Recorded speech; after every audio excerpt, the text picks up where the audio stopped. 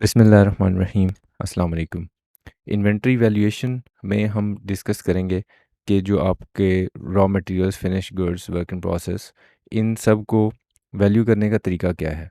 जो valuation of inventories है वो हमें इंटरनेशनल अकाउंटिंग स्टैंडर्ड्स ने बताया है कि इन्वेंटरीज़ को वैल्यू किया जाएगा at the lower of cost और नेट रियलाइजेबल वैल्यू।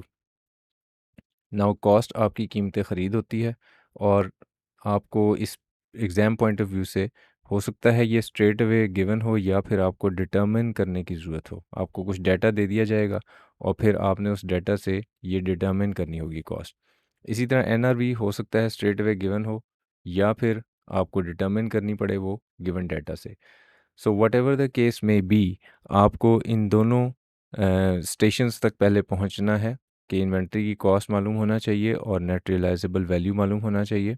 अगर एग्जामिनर आपको ये एनआरवी का वैल्यू डाटा नहीं दे रहा है तो इसका मतलब वो आपको ये वाला प्रिंसिपल अप्लाई करने की उसकी ख्वाहिश नहीं है, वो नहीं चाहता कि आप ये प्रिंसिपल अप्लाई करें। लेकिन अगर उसने एनआरवी सवाल में दिया हुआ है तो एग्जामिनर का इंटेंशन ये है कि वो आपसे ये एक्सपेक्ट करता है कि इन्वेंट्री को आप वैल्यू करेंगे इन दोनों में से जो लोअर वैल्यू है उसके ऊपर।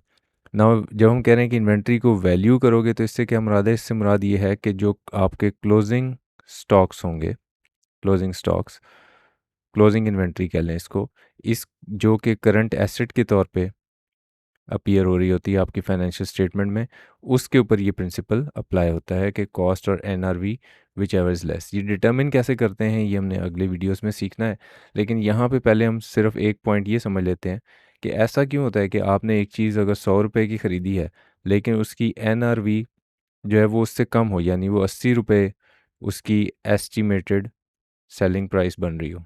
ऐसा क्यों हो सकता है? क्या वजह हो सकती है? सो उसकी बहुत सी रीज़न्स हैं, ये थ्योरेटिकली पूछा जा सकता है आपसे एग्ज़ाम में। सो उसकी reasons, one of the reason is कि आपकी इन्वेंट्री अगर डैमेज हो गई है, तो अब वो उस सेलिंग प्राइस पे नहीं बिक सकती, अगरचे इसने 120 पे सेल होना था, लेकिन अब अगर आपका ये आइटम डैमेज हो चुका हुआ है, तो ये कम प्राइस पे सेल होगा। ऑब्सोलिसेंस यानी कि कोई टेक्नोलॉजिकल एडवांसमेंट हो गई है या फिर आपकी जो प्रोसेसेस हैं, मैन्युफैक्चरिंग प्रोसेसेस में कुछ ऐसी एडवांसमेंट आ गई हुई है कि अब ये प्रोडक्ट ऑब्सोलीट हो चुकी है। ऑब्सोलीट का मतलब ये नहीं होता कि उसमें कोई नुक्स पैदा हो गया है, जो आपकी इन्वेंट्री है वो बिल्कुल एफिशिएंट है और बिल्कुल सही है, लेकिन अब आपके काम की नहीं है किसी कोई एडवांसमेंट आ जाने की वजह से।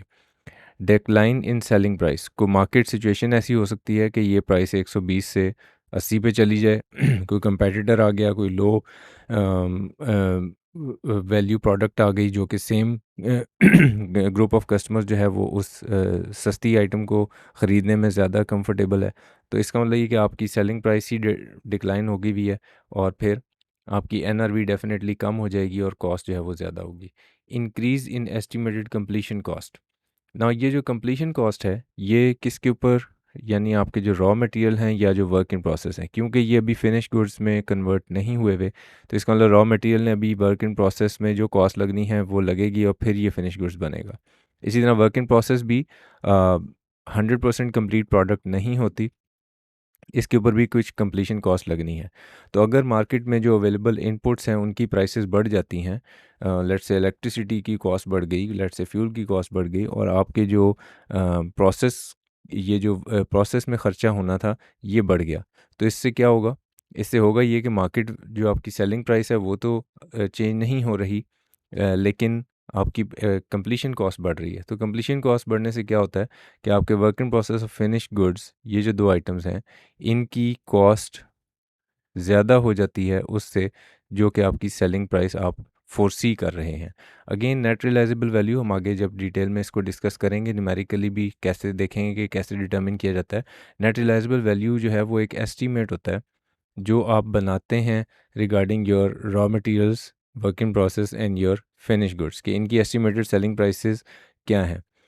तो इसमें एक चीज़ याद रखनी है आपने कि रॉ मटेरियल इटसेल्फ मार्केट में सेल किस प्राइस पे हो रहा है ये हम नहीं देखेंगे। हम ये देखेंगे कि raw material work in process से होकर फिनिश गुड्स बनने में जितनी कॉस्ट आएगी एस्टिमेटेड, वो फिर सेलिंग प्राइस क्या उससे ज़्यादा है या नहीं है। ये जो सेलिंग प्राइस है अगर उससे कम होगी तो इसका मतलब है कि आपको सेलिंग प्राइस में से माइनस कर देना है कंप्लीशन कॉस्ट, और जो बाकी बचेगा वो फिर रॉ मटेरियल की एनआरवी बन जाएगी। सो इस पे अभी थोड़ा सा अभी शायद कॉम्प्लेक्स लग रहा हो, इसकी कॉम्प्लिकेशन में अभी आप ना जाएं।